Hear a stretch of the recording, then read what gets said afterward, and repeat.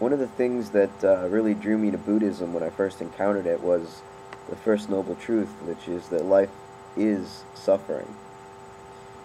And, as a body on planet Earth, you were born and you're going to die. And both of those processes are just inherently painful. When you're still in the womb, you're basically taken care of by what to you amounts to a supernatural being which feeds you, gives you oxygen. You don't even have to breathe for yourself. So, life is suffering. But when you ask the question, would I push the button? Would I end it all? I think, what you're essentially asking is, should I commit suicide? Pushing the button, it amounts to, shooting yourself in the head. If I say yes, I think that I should push the button and end all the suffering on planet Earth. I'm basically, giving an autobiographical confession that I am suicidal, because, you could end it all. If you are an atheist, you don't believe in an afterlife, you don't believe in, consciousness as anything eternal or non-local. Consciousness is what the brain does. Put a bullet through the brain, the world for you disappears. And, granted, before you pull the trigger, you could think, oh, this is selfish, and oh, everybody else will still be here suffering, but you won't exist. And if you don't exist, nothing exists.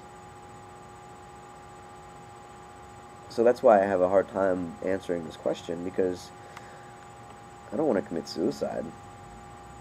Granted, nature is harsh.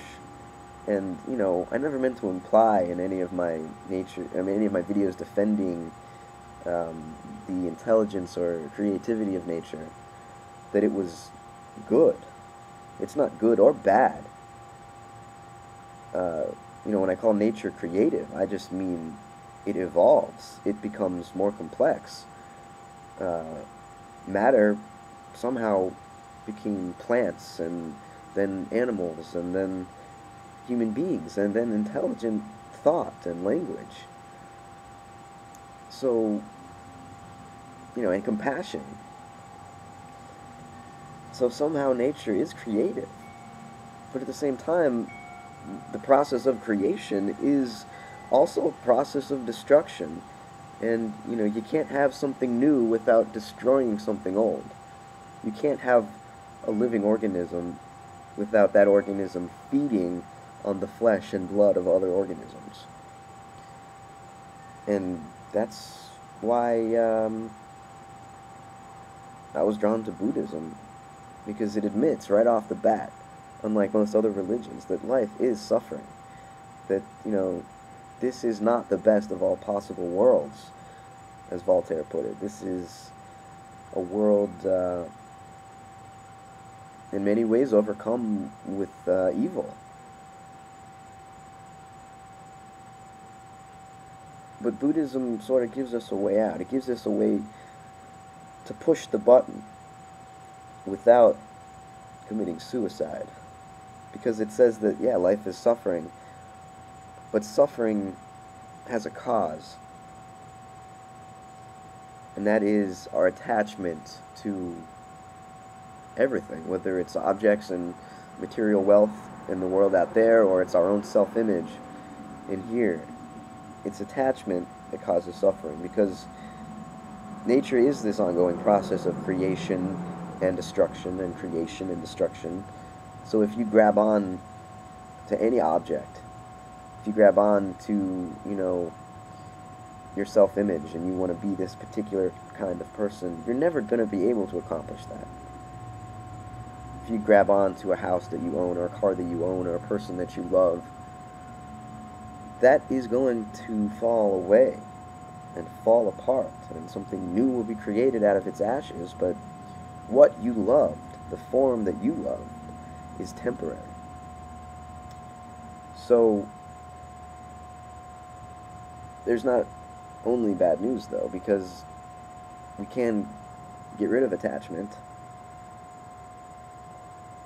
But it's not easy. And I don't know of a specific method to prescribe. But it is possible to end suffering without committing actual suicide. I haven't attained it or accomplished it or realized it.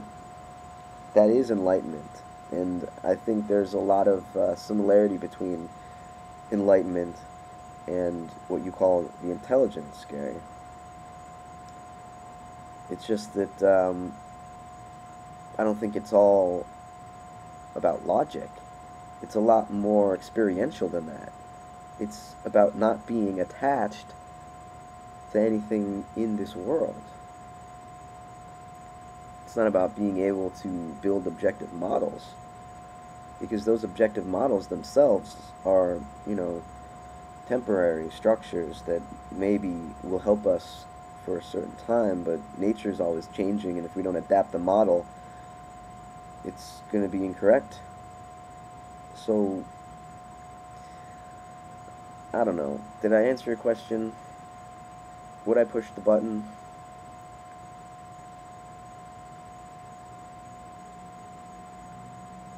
I think I've already pushed the button.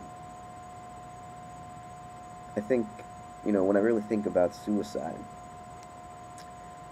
I don't think it's an escape, really. Because, unlike an atheist who assumes that consciousness is just something in here that the brain does, somehow, you can call it a belief if you want, or, you can call it a hallucination, you can call it whatever you want, but consciousness, to me, seems eternal. And it may not always take the form that it has taken now, but whatever it is in me that is aware, I don't think that goes away if I blow my brains out. I don't think that that is an escape. I think, you end up right back where you started. There is no escape.